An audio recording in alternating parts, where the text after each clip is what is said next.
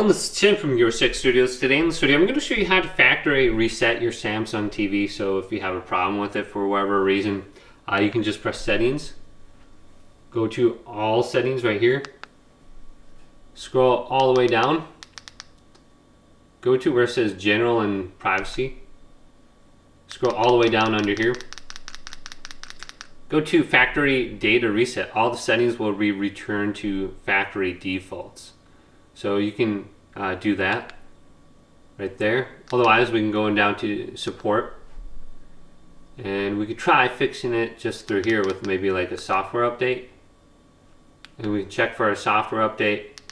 We can go to device care, and we can see if there's an option for this to update your device or fix your device. So we can just go through this process, and it's going to diagnose your TV to see if there's anything really wrong with it. So there's some options that we can try.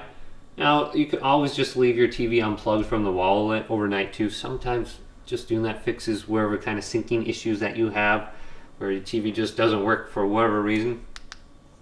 So it looks like everything is good there.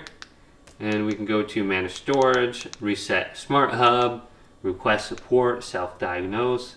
So some options under here that we can look. And then we got maintenance mode. If you request a repair due to a problem with the product, you can hide your information.